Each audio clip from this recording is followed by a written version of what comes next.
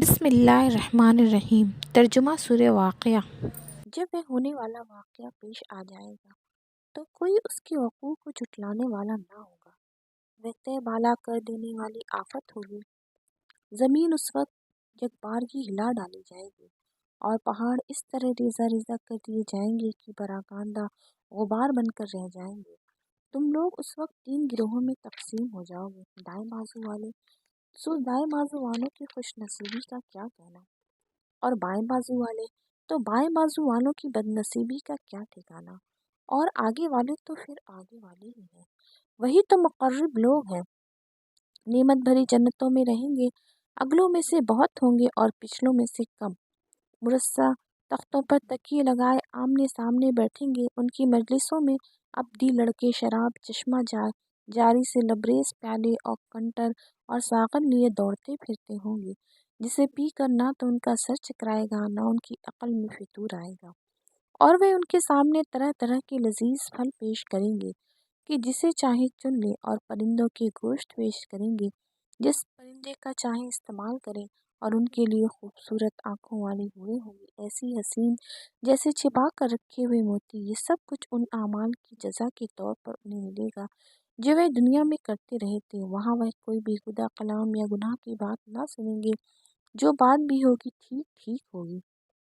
اور دائیں بازو والے، دائیں بازو والوں کی خوش نصیبی کا کیا کہنا، وہ بے خار بیریوں اور تہ برتہ چڑھے ہوئے کیلوں اور دور تک پھیلی ہوئی چھاؤں اور ہر دم رواں پانی اور کبھی نہ ختم ہونے والے بے روک ٹوک ملنے والے بکثرت پھلوں اور اونچی نشست گاہوں میں ہوں گے۔ ان کی بیویوں کو ہم خاص طور پر نئے سرے سے پیدا کریں گے، انہیں باکرہ بنا دیں گے، اپنے شوہروں کی عاشق اور عمر میں ہمسن۔ یہ کچھ دائیں بازو والوں کے لیے ہے، وہ اگلوں میں سے بھی بہت ہوں گے اور پچھلوں میں سے بھی بہت۔ اور بائیں بازو والے، بائیں بازو والوں کی بد نصیبی کا کیا کہنا، وہ لو کی لپٹ اور کھولتے ہوئے پانی اور کالے دھوئیں کے سائے میں ہوں گے، جو نہ ٹھنڈا ہوگا نہ آرام دہ۔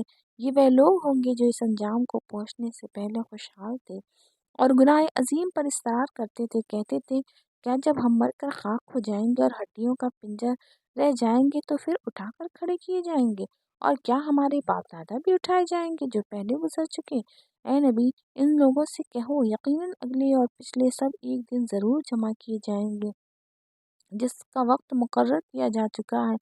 پھر اے گمراہوں اور جھٹلانے والوں، تم زقوم کے درخت کی غذا کھانے والے ہو، اسی سے تم پیٹ بھرو گے اور اوپر سے کھولتا پانی تونس لگے ہوئے اونٹ کی طرح پیو گے۔ یہ ہے ان بائیں بازو والوں کی ضیافت روز جزا میں۔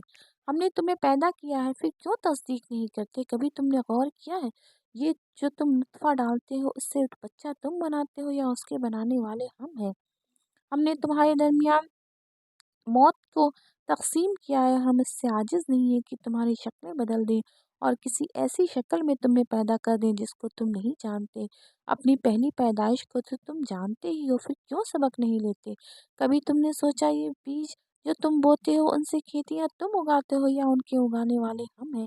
ہم چاہیں تو ان کھیتوں کو بھس بنا کر رکھ دیں اور تم طرح طرح کی باتیں کرتے رہ جاؤ، اور ہم پر تو الٹی چٹی پڑ گئی، بلکہ ہمارے نصیب ہی پھوٹے ہوئے ہیں۔ کبھی تم نے آنکھ کھول کر دیکھا یہ پانی جو تم پیتے ہو اسے تم نے بادل سے برسایا یا اس کے برسانے والے ہم ہیں؟ ہم چاہیں تو اسے سخت کھاری بنا کر رکھ دیں، پھر کیوں تم شکر گزار نہیں ہوتے؟ کبھی تم نے خیال کیا یہ آگ جو تم سلگاتے ہو اس کا درخت تم نے پیدا کیا، اس کے پیدا کرنے والے ہم ہیں؟ ہم نے اس کو یاد دہانی کا ذریعہ اور حاجت مندوں کے لیے سامان زیست بنایا ہے۔ بس اے نبی صلی اللہ علیہ وسلم، اپنے رب عظیم کے نام کی تسبیح کرو۔ بس نہیں، میں قسم کھاتا ہوں تاروں کے مواقع کی، اور اگر تم سمجھو تو یہ بہت بڑی قسم ہے۔ یہ ایک بلند پایہ قرآن ہے، ایک محفوظ کتاب میں سب، جسے مطہرین کے سوا کوئی نہیں چھو سکتا۔ یہ رب العالمین کا نازل کردہ ہے، پھر کیا اس کلام کے ساتھ تم بے اعتنائی برتتے ہو؟ اور اس نعمت میں اپنے حصہ تم نے یہ رکھا ہے کہ اسے جھٹلاتے ہو؟ اب اگر تم کسی کے محکوم نہیں ہو اور اپنے اس خیال میں سچے ہو تو جب مرنے والے کی جان حلق تک پہنچ جاتی ہے اور تم آنکھوں سے دیکھ رہے ہوتے ہو کہ وہ مر رہا ہے، اس وقت اس کی نکلتی ہوئی جان کو واپس کیوں نہیں لے آتے؟ اس وقت تمہاری بنسبت ہم اس کے زیادہ قریب ہوتے ہیں مگر تم کو نظر نہیں آتے۔ پھر وہ مرنے والا اگر مقربین میں سے ہو تو اس کے لیے راحت اور عمدہ رزق اور نعمت بھری جنت ہے، اور اگر وہ اصحاب الیمین میں سے ہو تو اس کا استقبال یوں ہوتا ہے کہ سلام ہے تجھے، تو اصحاب الیمین میں سے ہے۔ اور اگر وہ جھٹلانے والے گمراہوں میں سے ہو تو اس کی توجہ کے لیے کھولتا ہوا پانی ہے، اور جہنم میں جھونکا جانا ہے، یہ سب کچھ قطع حق ہے۔ بس اے نبی صلی اللہ علیہ وسلم، اپنے رب عظیم کے نام کی تسبیح کرو۔ سبحان رب العظیم۔